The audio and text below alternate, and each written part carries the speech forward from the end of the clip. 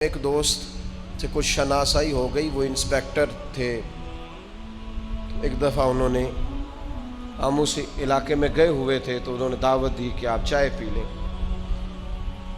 تو جیسے ہی ہم پہنچے تو وہ دروازے پہ تھے تو سگریٹ لگایا ہوا تھا۔ اب وہ BBA اس نوجوان کی تعلیم ہے، اللہ نے اعزاز دیا ہے، پرسنالٹی بڑی اچھی ہے، عمدہ ہے، سنجیدہ ہے، اور مزید محنت کر رہے ہیں، آگے بڑھنے کا ارادہ ہے، اگلی منزلوں کے مسافر ہیں۔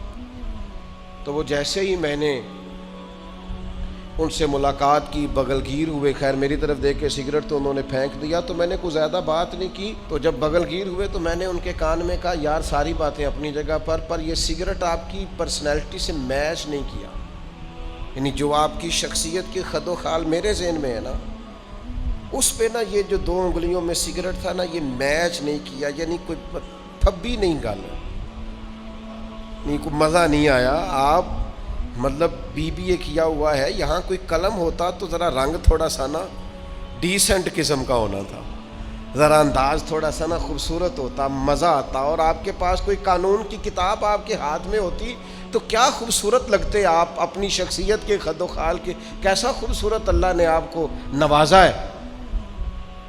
وہ اتنے سے لفظ، اور وہ بھی شاید 2-4 جملے، زیادہ نہیں، چائے پی بیٹھے رہے، بات ہو گئی، ختم ہو گئی، زمانہ گزر گیا۔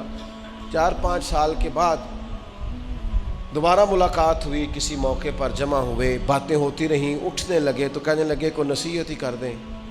اور میں نے کہا میں نے کیا نصیحت کرنی، آپ سمجھدار آدمی ہیں۔ کہنے لگے 4 سال پہلے گلی میں کھڑے ہو کے آپ نے کہا تھا سگریٹ آپ سے میچ نہیں کرتے، اللہ کی قسم دوبارہ ہاتھ نہیں لگایا کبھی۔ اچھا میرا نہیں خیال تھا ایسا کہ یوں ہوگا، لیکن پھر سوچتے ہیں کہ اللہ کہتا ہے تو کہہ تو دے، اثر تو میں نے پیدا کرنا ہے، تو بولتا بھی نہیں، تو کہتا بھی نہیں، تو کسی کو پیغام ہی نہیں دیتا، کہہ تو صحیح۔ دل تو اللہ پھیرا کرتا ہے، کسی کے بس بھی نہیں وہ کسی کے دل پر اثر کرے۔ قرآن مجید سورہ حامیم سجدہ، ومن احسن قولا ممن دعا الی اللہ، میرا رب فرماتا ہے اس سے زیادہ کس کی بات خوبصورت ہے جو لوگوں کو اللہ کی طرف بلاتا ہے، اس سے زیادہ کسی کی سونی، ومن احسن قولا ممن دعا الی اللہ، اس سے بڑھ کر کسی کی بات سونی نہیں ہو سکتی جو لوگوں کو رب کی جانب دعوت دیتا ہے۔ سب سے سونی باتیں وہ کرتا ہے جو اللہ کی جانب لوگوں کو بلاتا ہے۔ کسی درویش کی تقریر اثر پذیر ہوتی تھی تو کسی نے ان سے کہا آپ باتیں بڑی اچھی کرتے ہیں، تو اس نے کہا اپنی نہیں نہ کرتا میں بلبل خوش لہجائے گلزار نبی ہوں، میٹھی میری باتیں ہیں کیونکہ نمک خار نبی ہوں۔ اس سے زیادہ پیاری بات بھی کسی کی ہو سکتی ہے جو لوگوں کو اللہ کی طرف بلائے، وعامل صالحا، اور نیک عمل کرے، خالی دعوت نہ دے، خود عامل بھی ہو اس پر، وقالا اننی من المسلمین، اور یہ کہے کہ میں مسلمان ہوں۔ سب سے خوبصورت بات اس بندے کی ہے، اللہ کا قرآن فرماتا ہے جو لوگوں کو دین کی طرف دعوت دے، جو لوگوں کو اللہ کی جانب بلائے اور خود بھی عمل صالح کرے اور کہے کہ میں الحمدللہ، آپ کہتے ہیں یہ تو بڑا آسان کام، میں کہہ دینا میں مسلمان ہوں، آج آسان ہے، حضرت بلال کے دور میں بڑا مشکل تھا، آج آسان ہے، حضرت صہیب رومی کے زمانے میں بڑا مشکل تھا، آج آسان ہے۔ حضرت عمار ابن یاسر نے جب کہا تھا میں مسلمان ہوں تو بڑی مشکل آئی، آج آسان ہے کہنا میں مسلمان ہوں، لیکن جب یہ اعلان حضرت جناب سلمان فارسی نے کیا تھا تو حالات اور تھے۔ آج آسان ہے ڈٹ کے کہنا، اعلان کرنا کہ وقال اننی من المسلمین، میں مسلمان ہوں، لیکن جب حضرت ابو ذر غفاری نے کہا تھا تو حالات اور تھے۔ آج سوکھا ہے، مولا علی کے دور میں بڑا اوکھا تھا، آج رستہ ہموار ہے، حضرت عثمان کے دور میں گھاٹیاں دشوار تھیں، آج کہنا مسلمان ہونا یہ پذیرائی کا دور ہے، جناب عمر کے زمانے میں رنگ اور تھا، آج سوکھا ہے، آسان ہے۔ لیکن اتنا مارا تھا کفار نے حضرت ابو بکر صدیق کو کہ ہوش نہیں آئی کتنے گھنٹے جناب ابو بکر صدیق. آج تو آسان ہے، اس دور میں مشکل تھا. یہ عشق نہیں آسان، بس اتنا سمجھ لیجئے ایک آگ کا دریا ہے اور ڈوب کے جانا ہے. اس پر تیرتے بھی نہیں چل سکتے، قدم بھی نہیں رکھ سکتے، اس کے اندر ڈوب کر کے آپ کو آگے بڑھنا ہے. یہ سخت ترین اور کٹھن ترین مرحلہ.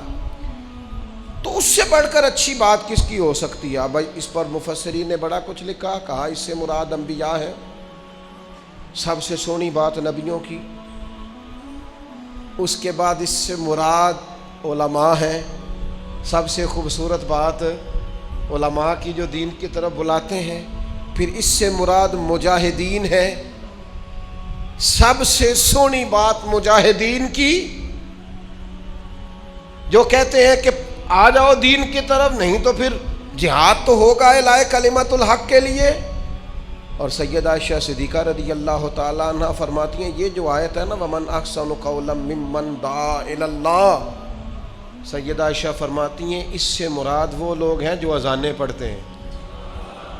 اللہ کہتا ہے سب سے سونی دعوت اس بندے کی ہے جو اذان پڑھتا ہے، جو کہتا ہے حی علی الصلاۃ حی علی الفلاح. سب سے خوبصورت یہ لوگ خیر کا پیغام دیں، اپنے انداز سے، اپنے لہجے سے، اپنے شب و روز سے پیغام خیر دیں. دیکھو آپ کے ذمے کہہ دینا ہے،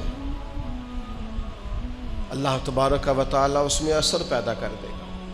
دوستوں کی محفل میں، دوستوں کی مجلس میں، اپنوں بیگانوں کی میٹنگز میں خیر کی بات کہیں اپنے لب و لہجے سے. ہمارے ہاں یہ ہوتا ہے لوگ مفاد کی بات کرتے ہیں، دین کی بات نہیں کرتے، اپنی ذات کی بات کرتے ہیں، خیر کی بات نہیں کرتے.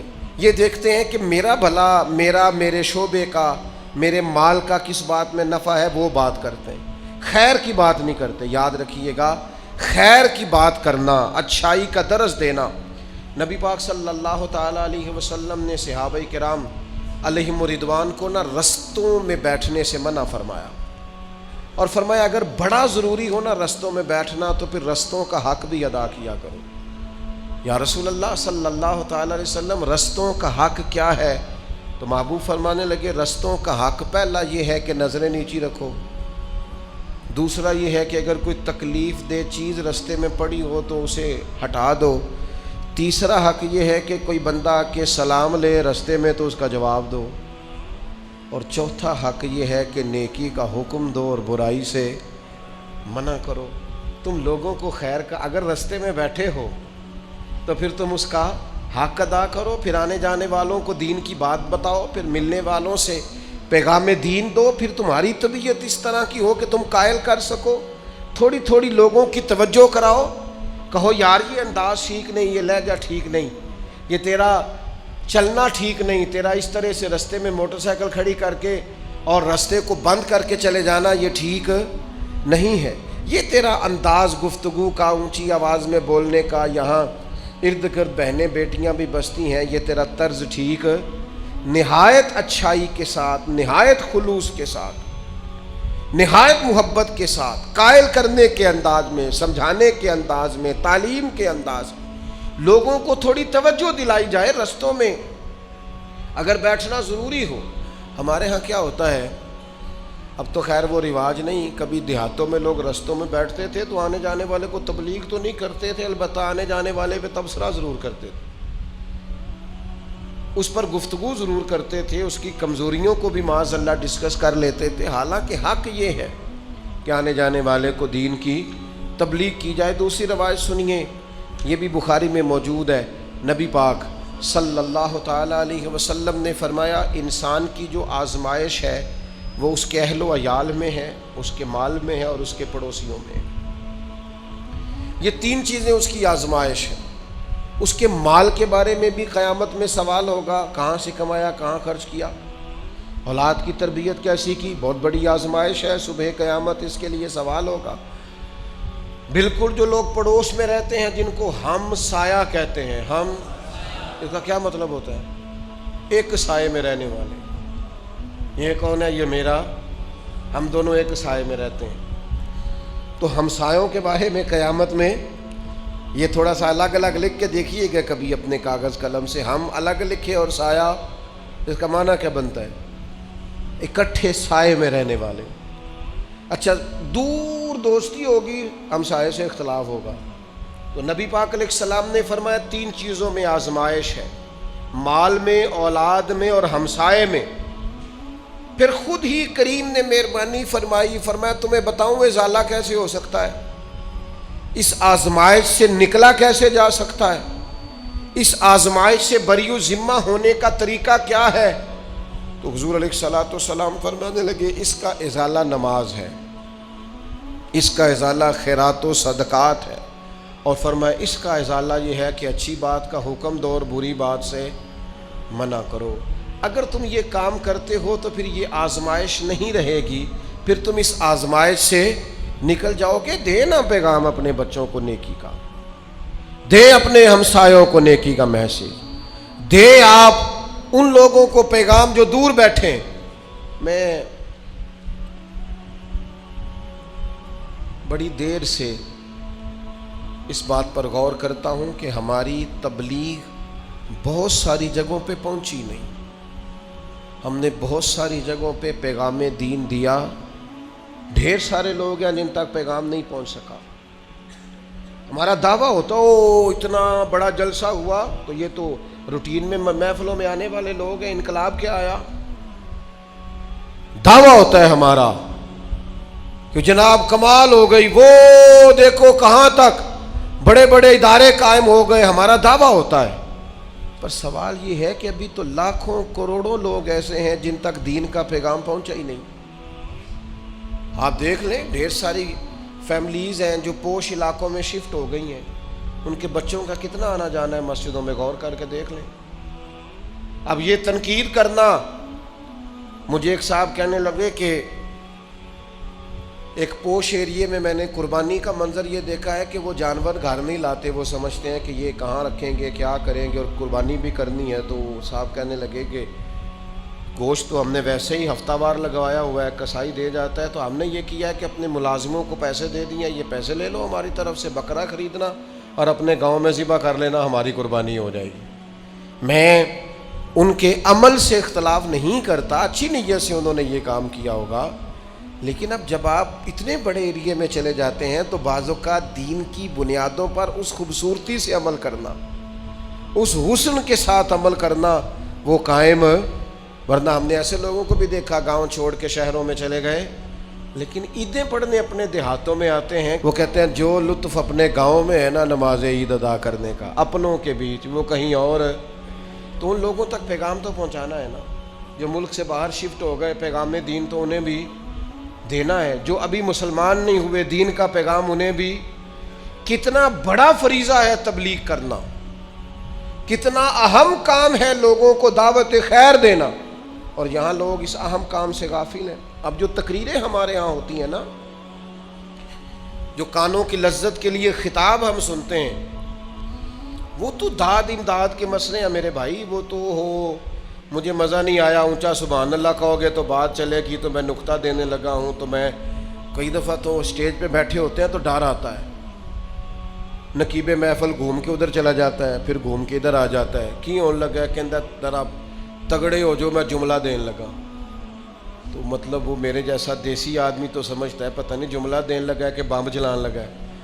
بھئی جو بات کرنی ہے تو کر دے، مہربانی کر، جملہ دے۔ جملہ کیا ہوتا ہے؟ آپ کیوں جملے تراشتے ہیں؟ آپ نے آیتیں ساری سنا لی ہیں قوم کو، کیوں ضرورت پڑ گئی آپ کو جملہ تراشنے کی؟ آپ نے احادیث ساری سنا لی قوم کو، اقوال اصحاب سے آپ نے آگاہ کر لیا ہے امت کو، کیوں ضرورت پڑی آپ کو جملے تراشنے؟ جملے نہ تراشیں، آپ کتاب و سنت کی روشنی میں اللہ کے بندوں سے گفتگو کریں، لوگوں کو پیغام میں دین دیا جائے، دعوت خیر دی جائے اچھے طریقے سے، اچھے اسلوب سے، اور قائل کیا جائے کہ یار یہ خیر ہے، یہ شر ہے، تھوڑا سمجھایا جائے، تھوڑا بتایا جائے۔ کتنے بڑے پوسٹر لگتے ہیں ڈینگی سے بچاؤ کے لیے، ملیریا سے بچاؤ کے لیے، فلاں فلاں۔ او میرے بھائی تھوڑا سا تو آپ کو کام کرنا چاہیے گناہوں کی بیماری سے بچاؤ کے لیے۔ یہاں تو گناہ نفسیات پہ سوار ہو گئے لوگوں کی ذہنی سطح اس طرح کی کر دی گئی ہے کہ معاذ اللہ گناہ کرنا، گناہ کے قریب جانا آسان ہوتا جا رہا ہے۔ اپنے قوم کا اخلاقی دیوالیہ نکال رہے ہیں لوگ، تو کچھ تھوڑی خیر کی جائے۔ آپ انداز دیکھیے رسول پاک صلی اللہ تعالی علیہ وسلم کے سمجھانے کا۔ میں کبھی کبھی سوچتا ہوں کہ جتنے لوگ نفسیات پہ ریسرچ کرتے ہیں وہ سارے کبھی چھوڑ جائیں نا اور صرف مدینے والے محبوب کی حدیثیں پڑھیں۔ اتنی ذہنی نفسیات کے قریب بات ہے کہ انسان کو نہ کسی فلسفے میں الجھنا پڑتا ہے، نہ اسے معنی کی عمیق گہرائیوں میں اترنا پڑتا ہے، نہ اسے جملے توڑ کے دوبارہ جوڑنے پڑتے ہیں، نہ اسے سیاق و سباب کی زیادہ آزمائش سے واسطہ پڑتا ہے۔ سیدھی سیدھی بات، اور سیدھی سیدھی جا کے ٹکراتی نہیں، چھوتی نہیں، غلام کے دل میں بیٹھ ہی جاتی ہے۔ ایسے جیسے جگہ لے لی ہے اور ایسے جیسے پہلے سے گنجائش بنی ہوئی تھی محبوب کی بات کے لیے، وہ سیدھی جگہ پکڑتی ہے۔ حضرت ابو ذر رضی اللہ تعالیٰ عنہ بیان کرتے ہیں کہ کچھ غرباء نے آ کے عرض کیا، ضعیف، کمزور، مالی طور پر کمزور لوگوں نے کہا یا رسول اللہ صلی اللہ تعالیٰ علیہ وسلم، امیر لوگ تو ثواب سارا لوٹ کے لے گئے۔ یا رسول اللہ صلی اللہ تعالیٰ علیہ وسلم، نماز تو ہم بھی ان کی طرح پڑھتے ہیں، روزہ رکھتے ہیں، پر وہ اپنے زائد مال سے صدقہ کر کے ہم سے آگے گزر جاتے ہیں، تو وہ تو آگے گزر گئے۔ تو کہتے ہیں حضور سید عالم علیہ السلام نے بات سنی تو حضور تو موتی رولنے لگے حکمت کے، کریم فرمانے لگے تمہارا کیا خیال ہے، تم پیچھے رہ گئے ہو صدقے میں؟ حضور فرمانے لگے تمہارے لیے بھی صدقہ ہے، ہر چیز صدقہ ہے۔ یا رسول اللہ کیا کیا؟ فرمایا تسبیح پڑھنا بھی صدقہ، تکبیر کہنا بھی صدقہ، تعریف کرنا بھی، کیا مطلب، سبحان اللہ کہنا بھی صدقہ، اللہ اکبر کہنا بھی صدقہ، لا الہ الا اللہ پڑھنا بھی صدقہ، الحمدللہ کہنا بھی صدقہ۔ اور حضور فرمانے لگے نیکی کا پیغام دینا بھی صدقہ، گناہ سے منع کرنا بھی صدقہ۔ تو لو نا ہر وقت لوگوں کو پیغام دین دو۔ تھوڑا سا نا کسی کام کے لیے بھی انسان کو نا تھوڑی مشقت کرنی پڑتی ہے، کوئی بھی دنیا کا آپ کام، یہ واعظ و نصیحت ہے، ممبر پر بیٹھنا ہے، بہت سارے لوگوں سے کہتے ہیں آپ بات کریں، کہتے ہیں جھجک بڑی آتی ہے، تو میں کہتا ہوں ٹھیک بھی ہو جائے گی وقت کے ساتھ، آہستہ آہستہ جھجک بھی اتر جائے گی۔ آپ لوگوں کو تھوڑا تھوڑا توجہ تو دلائیں، تھوڑا قائل تو کریں، تھوڑی طبیعت تو لوگوں کی مائل کریں۔ کہہ دیتے ہیں کئی دوست، اور وہ جو کہتے ہیں وہ حق پر ہوتے ہیں۔ یہ آپ نے اس نوجوان سے تکبیر کہلا دی ہے، ایک تو اس نے پینٹ پہنی ہوئی ہے، اوپر سے داڑھی چھوٹی ہے، اور اوپر سے سر بھی اس کا ننگا ہے، تو اس سے آپ نے اقامت کہلوا لی، یہ بڑا غلط کیا۔ تو میں کہتا ہوں اسے شروع تو کرنے دو، آنے تو دو نا، تدریجاً ساری چیزیں ٹھیک۔ نبی پاک علیہ السلام تدریجاً دین بتانے کا حکم دیتے تھے۔ تدریج مشکل لفظ ہے، حدیث پاک سناؤں گا تو آپ کو آسان لگے گا، تدریج کے ساتھ، یکدم نہیں، تدریج سے۔ نبی پاک علیہ السلام نے صحابہ کو بھیجا، فرمایا جب تم جاؤ گے نا پیغام دین دینے غیر مسلموں کے پاس، تو سب سے پہلے صرف انہیں توحید کی بات کرنا، انہیں کہنا اللہ پر ایمان لائیں، رسول اللہ پر ایمان لائیں صلی اللہ علیہ وسلم۔ فرمایا جب وہ یہ مان لینا تو پھر انہیں کہنا نماز پڑھو۔ کوئی نہیں سمجھ آئی آپ کو؟ نماز فرض ہے نا دین میں، لیکن جاتے ہی نماز کی بات نہ کرنا، پہلے کہنا کلمہ پڑھیں، مسلمان ہو جائیں تو آپ کہنا نماز پڑھیں، اور فرمایا جب نماز کی عادی ہو جائیں تو پھر زکوٰۃ کی بات کرنا، اور فرمایا جب وہ زکوٰۃ دینے لگے اور تمہیں کہیں کہ یہ مال ہے، بکریوں میں اور اونٹوں میں اور جانوروں میں اکثر زکوٰۃ لی جاتی تھی، تو حضور فرمانے لگے زکوٰۃ لینے جانا تو ان کا عمدہ مال نہ نکال کے لے آنا، حالانکہ بہترین مال خرچ کرنے کا حکم ہے نا۔ اس تدریج میں مرتب کر کے آہستہ آہستہ لوگوں تک دین پہنچانا۔ فرمایا بہت شاندار ان کی بکریاں جانور نہ لے آنا، تم مکس مال لے آنا، اور انہیں کہنا کہ یہ وہ ہے جو ہم امیروں سے لے کے غریبوں کو دیں گے۔ اور حضور فرمانے لگے یہ خیال رکھنا کہ کہیں ان کا کوئی حق نہ ضائع ہو جائے، خیال کر۔ ایک تدریج کے ساتھ، ایک حکمت کے ساتھ، ایک دانائی کے ساتھ لوگوں کو